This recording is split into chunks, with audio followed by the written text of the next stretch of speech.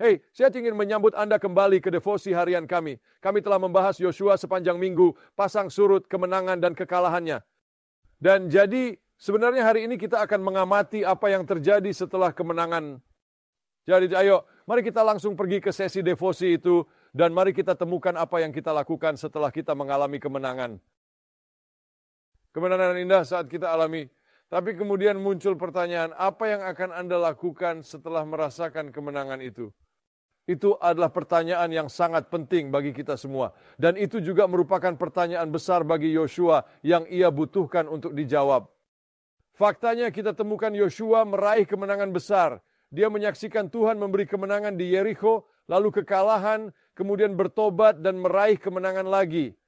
Jadi setelah kemenangan, apa yang terjadi? Apa yang harus kita lakukan setelah kita merasakan kemenangan? Penting bagi kita mengetahui. Dalam pasal 8 Yosua melakukan sesuatu. Dia membangun sebuah altar. Saya pikir urusan pertama yang harus kita lakukan setelah kita mengalami kemenangan yang Tuhan berikan kepada kita adalah kita perlu menyembah Yesus Kristus. Kita perlu menyembah Dia karena Dialah yang memberi kita kemenangan. Kita tidak meraih kemenangan sendiri.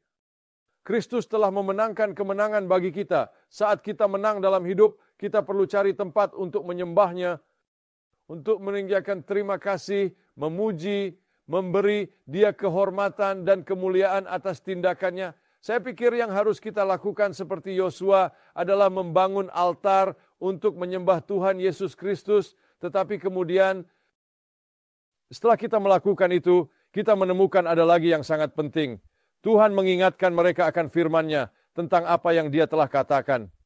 Jadi firman Tuhan harus jadi hal yang paling penting. Kita harus kembali kepada firman Tuhan dan apa yang Tuhan katakan kepada kita. Dan dalam firman-Nya ada satu hal terakhir, yaitu kita perlu berhati-hati untuk menaati firman-Nya. Sekarang kitab suci mengatakan Tuhan berjanji jika Anda taat pada firman-Nya ada berkat. Jika langgar ada kutukan. Dan itu adalah sekalian dia sederhana. Kita membuat pilihan dalam hidup. Saat kita mengalami kemenangan, kita harus berhati-hati dalam segala hal.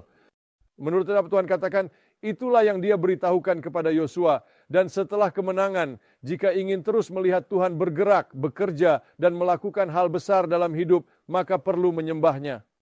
Anda perlu merangkul kata-katanya. Tetapi yang paling penting, Anda harus mematuhi firman-Nya. Percis dan dari seperti hati. Tidak ada cara lain untuk meraih kebahagiaan dalam Yesus selain dengan sederhana percaya dan taat.